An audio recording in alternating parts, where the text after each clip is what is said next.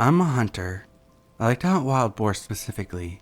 Though I've been deer hunting and been known to get a turkey for Thanksgiving, I like to hunt boar. For those of you who don't know, boar is a big problem in the United States.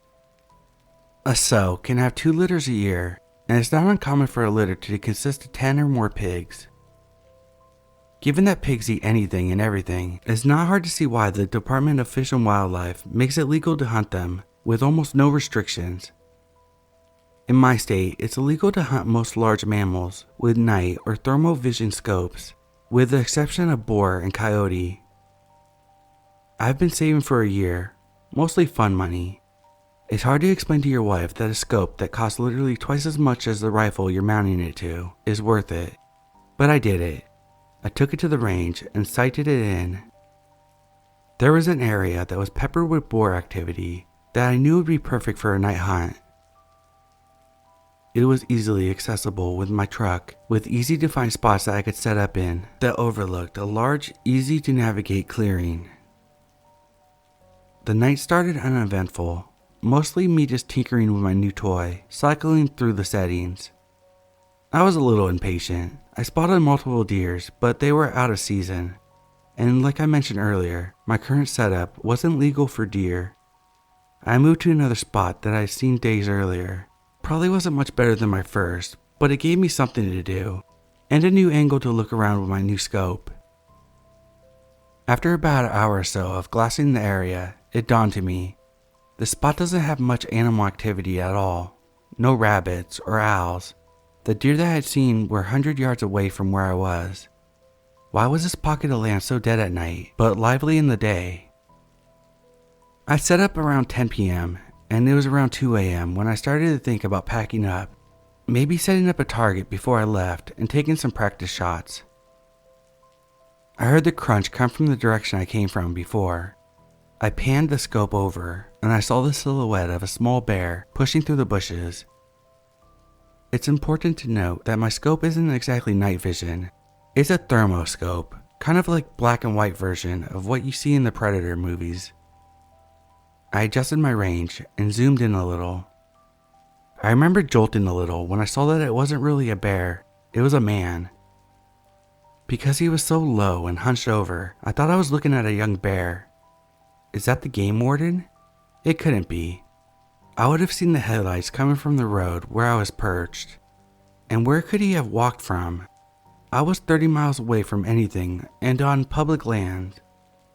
I was about to call out when I adjusted my sight and noticed he was naked, no shoes, pants, or anything. I remember being disturbed by his movements, like a squirrel or something, twitchy and grabbing at the foliage, sniffing around and palming the tree. Was that my tree? The one that I'd been leaning against earlier? The thought terrified me. Could he smell me? Then he did something that I still have nightmares about today. He squatted and placed his hands in the dirt between his feet and stared straight up like a dog mid-howl. And I heard it. A voice coming from that direction. A very compelling female voice. Help, I'm lost. There was a long pause, but neither of us moved a muscle. The center of my sight was trained in the dirt in front of his feet. I couldn't bring myself to aim directly at another person. It went against everything I'd been taught about firearms. Were they lost? Was this some guy that had gone crazy out here? Why was his voice so feminine? Help, please, I can't walk. The voice called out. That's when I called bullshit. Not only could he walk, when I first saw him, he was traversing the land at ease for a naked person. So good that I mistook him for a bear. That's a fucking trap. This guy's trying to lure me to him with a damsel in distress routine. Luckily, the lack of activity before had caused me to pack up most of my gear. I think I may have left behind a hat and a sitting pad, but I didn't give a shit in that moment. I took my eyes off of him for a moment to get my pack on. I buckled my chest strap and scrambled for my rifle. To my horror, he was in the same position, but his face was staring in my direction, and I swear I saw a smile. The thermal scope has an effect that makes the animal's eyes appear white. How in the hell did he hear me get up and put my gear on? He must have easily been 150 yards away. "Fuck off!" I screamed in that direction. He stood upright, and it hit me how tall and skinny he was. He was easily 6 feet and very lean. He took a couple of strides in my direction, and I instinctively sent a round sailing above his head in the tree line. He was freaky as hell, but he hadn't really threatened me. I was unwilling and unready to shoot someone. He stopped dead in his tracks and hunched down on all fours. "The next one will fuck you up. Go away." He stayed on all fours, and at this time, I had my sights trained on the center of him. His eyes were just above the grass, like a large cat or something. I was trying to stop my trembling and knew that my voice cracked a little on my last warning. I was terrified. The standoff probably only lasted a minute or two, maybe less, but it felt like forever. In an instant, he bolted to the left towards the tree line, opposite the road. So much for not being able to walk. I could barely keep him in my scope, he was moving that fast. He disappeared into the brush, and I sent another bullet sailing high in his direction. I racked up another round and tried to pocket that mag and swap it out for a fresh one, but I dropped it and didn't bother looking for it. I wasn't far from my truck, and I wanted to get out of there. I could hear him in the distance, yelling in his weird sound that could have been a laugh or a cry. I scrambled up the trail and arrived at my truck breathless. I tossed my gear in the cab and kept my rifle on the passenger seat as I sped off. For the longest time, I told the story from the perspective of having spotted some deranged crackhead living off the land, like some kind of caveman. I reported to Fish and Game, but all they did was scold me for hunting alone at night. Never received an update. It wasn't until I told the story at a camping trip that my nephew told me about wendigos, rakes, and skinwalkers. My story scared the piss out of him because the spot that we were camping was technically the same forest I had seen that bastard, just 50 miles east of it. He was so spooked, his mom, my cousin, had to take him home. She was really pissed. I've gone down the rabbit hole on these scary stories. I'm not saying what I saw was definitely a wendigo or a skinwalker. I'm saying that if such things do exist, I may have dodged quite a bullet that night. Or maybe it was just a tweaker, being Donnie Thornberry in the middle of the night. Either way, I thought I'd share.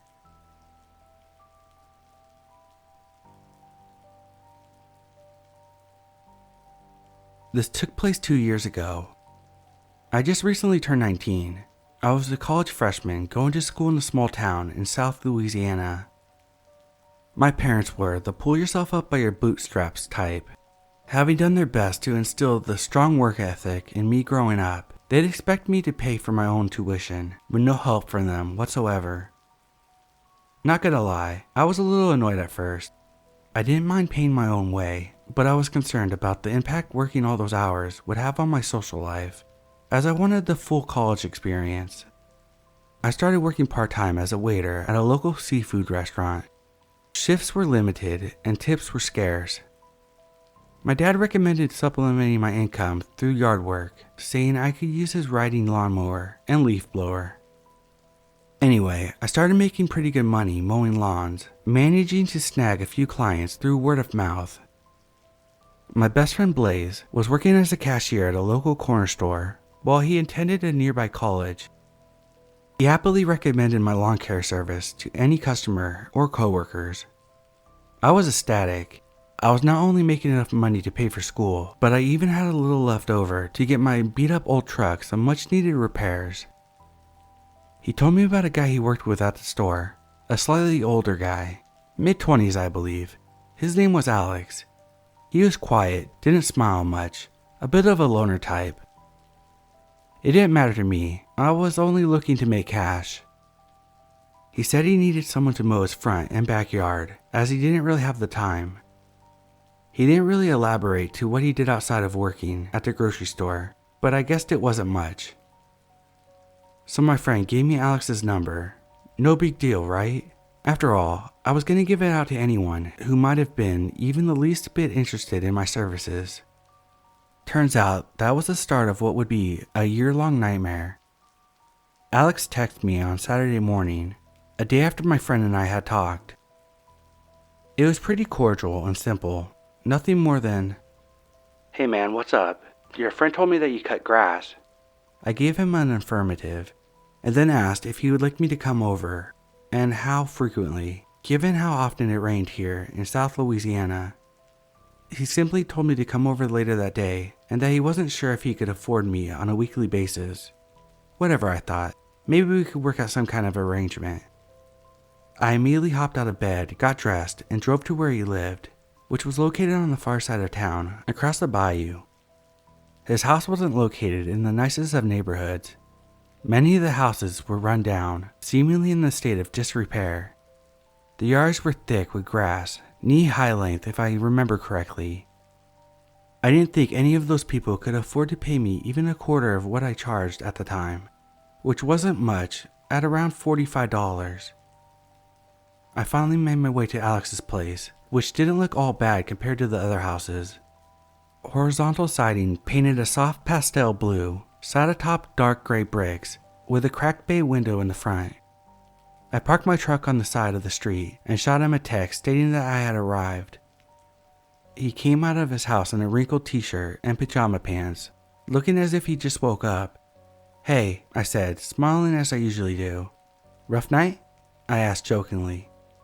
He didn't respond, just blinked and ran his hand through his dark blonde hair for what felt like an eternity, but realistically could have been less than a minute. We both stood in complete silence. His dark green eyes bore into me. I avert my gaze, catching sight of a fallen branch that had broken off a large oak tree in his front yard. We had just got hit by a hurricane a few days earlier. "So how'd you guys weather the storm?" I asked, my eyes affixed to the broken branches and scattered leaves. He simply shrugged and said, "Okay." It occurred to me that I might have been speaking to the wrong person. "You're Alex, right? You work with my friend at Village Market?" He nodded. What the fuck was with this guy? I thought. I just kept smiling, as I always did when I would get especially nervous. I told him that I have a lot of clients to get to that day, and that I better get started as soon as possible. He just nodded and pointed to the back gate on the side of the house. He started walking, and I followed. It was a sizable backyard, children's toys scattered almost everywhere. There was a cluttered tool shed next to the fence far off to the left. I did my best to hide my disgust as I nearly stepped in some dog shit. It was weird. The backyard was like a minefield of dog shit, yet no dog to be found. I brushed the thought away and just went to work. Alex didn't bother me or really interact with me at all that day. He seemed really friendly via text. I just chalked it up to him being really socially awkward, like my friend said. He paid me once I finished mowing his lawn, and then I went on my way. Later that night, he texted me again. He apologized for how he acted, saying that he was just tired from the night before and that he wasn't sleeping well and under a lot of stress. I replied that I understand completely and asked him if he needed me next week. He ignored my question and asked if I could suggest anything from Pelicans on the Bayou, the restaurant where I'd been working. At first I was taken aback by the question. I wasn't sure how he knew I worked there, but then it occurred to me that my friend must have told him. I recommended the battered chicken wings, and he thanked me. We started texting back and forth the next few days. He asked me questions about my life, nothing too personal. He'd make inappropriate jokes, nothing I couldn't handle though. He seemed like a pretty cool guy when we talked via text. Strangely, most of our conversations happened late at night or early in the morning hours on weekends. Again, I didn't mind, because he was a paying customer, and I was a friendly guy. About a month had passed when my friend Blaze had sent me a screenshot of a text he received from Alex. It was supposedly a text sent by me, saying all sorts of horrible things to Alex, like, "He's a fucking loser who'd never get laid, and needed to get a real job." Shit like that. I couldn't believe what I was reading. In the fake text, he even threw some homophobic slurs, which offended me greatly since I had a gay uncle that I was really close to. I decided it would be best just to ignore him. This guy was clearly unwell, trying to start shit with someone he barely knew. He texted me a few days later, acting as if he'd done nothing wrong. The text kept coming. He chatted with me like we were longtime friends. My patience grew thin. I finally snapped and messaged him back. Dude, I know what you did. If you know what's best for you, you'll leave me alone. He feigned ignorance at first, and then proceeded to apologize profusely. I didn't care at that point. I didn't know that guy at all. He was nothing to me. I was busy with my school and work, and I had absolutely no time for any of his drama. I blocked his number. I thought I was over, but I couldn't have been more wrong.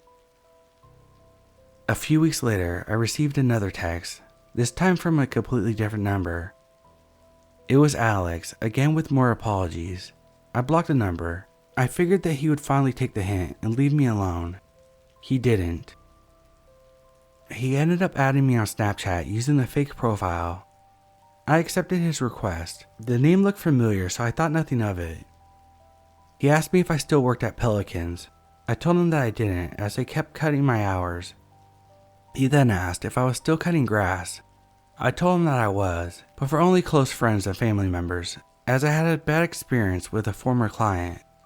He then proceeds to ask me for details. By then, I figured out it was Alex.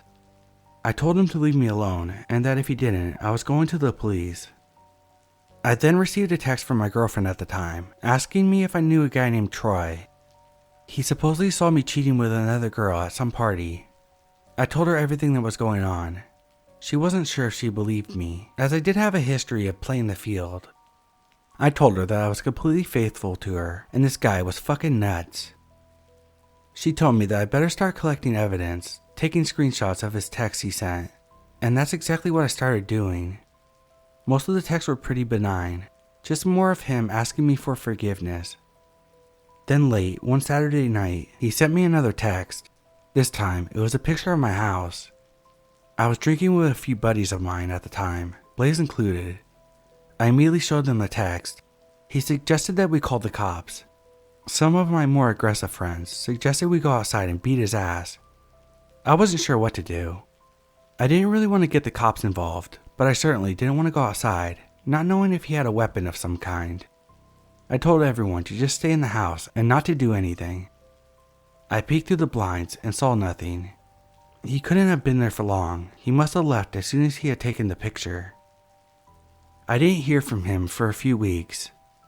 Blaze, along with the other two cashiers, asked to not work the same shift with Alex. I was hoping maybe it was finally over. Maybe he moved on to someone else.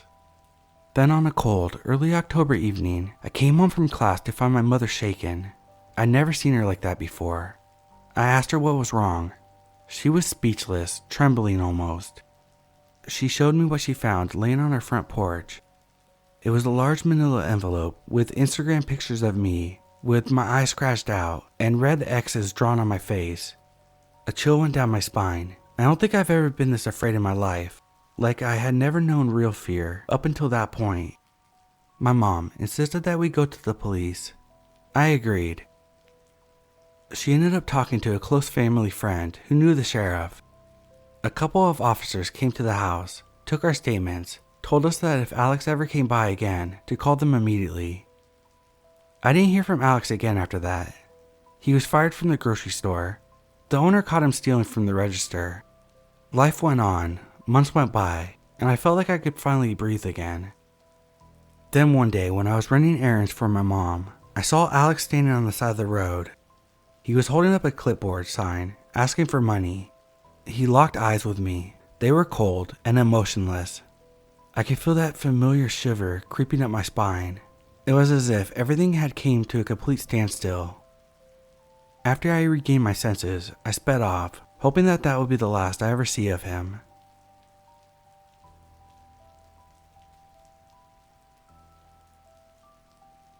I worked at a gas station when I was 18, and I posted the other day about a coworker who I found out was a Nazi. I have a ton of stories from my short time working there, so I wanted to share another one. This story concerns a friend of mine whose permission I have to post. I lived in a country area with a ton of backwoods type. A lot of them are great people, just the old-fashioned working type, but a lot of them are shady or have backwards ideologies. and everyone needs to get gas, so this led to a lot of creepy encounters. There was a notorious old man, Charles, who was known to be a perv and always extremely rude to any male employee, but overly friendly to female employees. If I was working, Charles would come in with an attitude just to complain and be a dick for no reason. He did not like me. Well, my friend KiII from high school started working there, and she was 18 as well. She was the youngest female employee. Charles became fixated on her, even though he could be her grandpa. Charles would try to wait off to the side anytime KiII was working so that he could just talk to her. Would try to buy her things, giving her gross compliments about shit like the way her jeans fit. The store managers, 2 women, were on her side, but we tried to tell the main manager, and he told her just to ignore him. Well, one night, KiII and I were working the 2 to 10 shift together. It was around 9 p.m. I saw Charles coming, so I told KiII to go in the back. He came in and demanded to talk to her, yelling at me, making gross comments about how he would change her life and how he knew she was there. He even threatened me. He had a large hunting knife clipped to his belt. The main manager told us not to call the cops on him, but I decided fuck it. I told Charles that I'm calling the cops. He left but was found wandering the streets nearby. The cops took us seriously and the store decided to ban him permanently. He ended up being charged with disturbing the peace, and thankfully, we never saw him again. The main manager ended up apologizing for not taking us seriously and said that we did the right things by calling the cops. So at least there was that. We looked up his name and found out that he was a registered sex offender, which makes the story even worse. Just for a fun little extra fact, he has like 20 mugshots that were found easily online and was laughing in all of them. So I don't think he cares about the repercussions of his actions.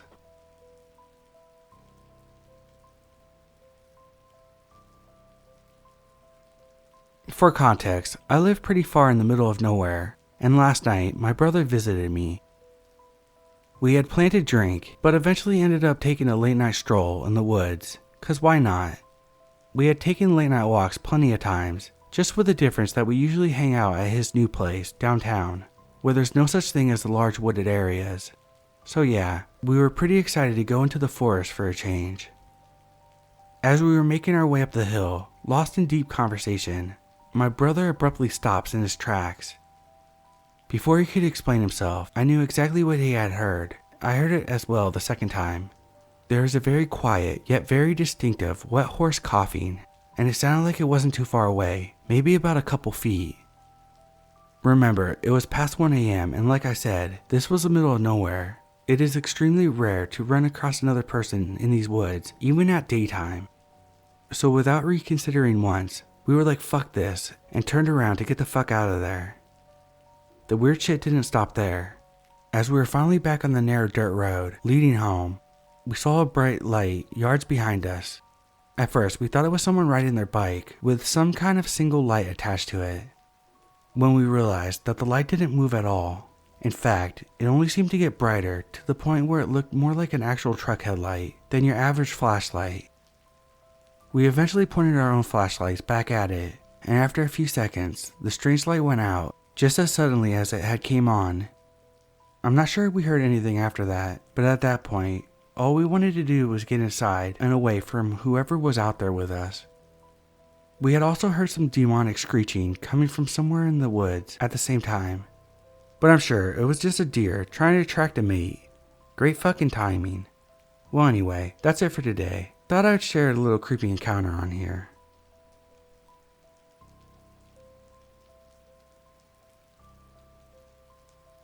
I've had my fair share of wild experiences. I can share more if people are interested. But this story in particular is about a killer in the making I dated in my sophomore year of high school. I didn't date him by choice. In fact, I already had a boyfriend who I loved very much. I had started dating him in May. He graduated, and I continued high school in the next year. That's when this creep took an interest in me. I was never pretty or popular, but this year I had decided to put in some effort. I dressed nice, wore makeup, and used contacts instead of wearing my glasses. that's when a fairly popular boy noticed me. He started chatting with me and eventually asked me to homecoming. I was flattered, but of course I said no, since I was very happy with my boyfriend. Well, he didn't take too kindly to being rejected. He proceeded to pull out a knife, one of the 3 he carried with him daily, and told me that I had to break up with my boyfriend and go out with him instead, or he'd kill my boyfriend, my family, and eventually me. I was terrified, so I did what he said.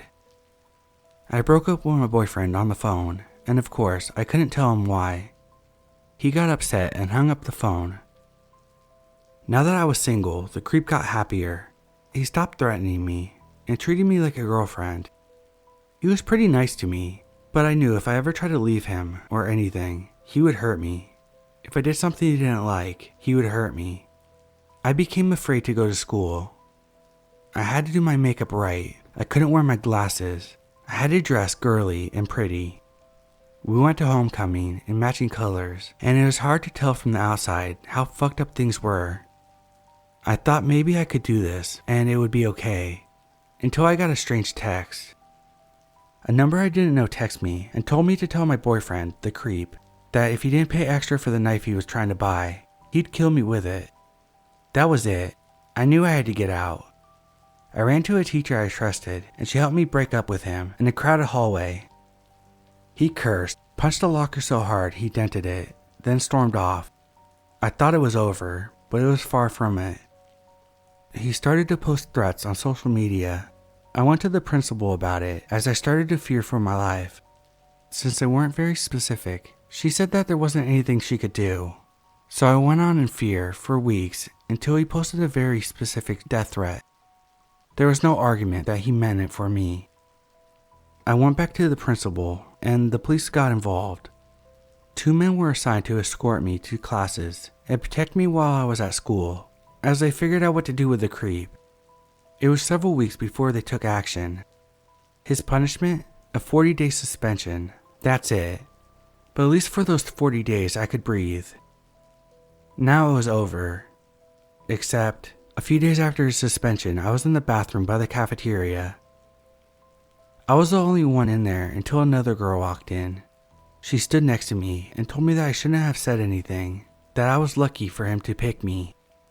She started getting angry and calling me a bitch. Turned out, she practically worshipped this guy and was jealous of me. Suddenly, she pulled out a knife of her own and lunged at me.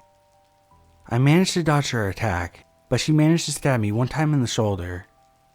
I freaked out and I bolted away, back to my friends, clutching my bleeding shoulder. They tried to ask what happened, but I couldn't stop crying long enough to tell them. She moved to the other side of the country before I could take action against her. With that, it was really over. The creep moved too, so he could have a fresh start, I guess, and I went on with my life. This happened almost 3 years ago now, but I still have nightmares. I'm afraid someday he's gonna come back to find me and finish what he started. When I hear someone say his name, even if they aren't talking about him, I freak. If I see something that reminds me of him, even a little, I run. It seriously fucked me up. I don't know how to stop being scared. At least I made it out alive.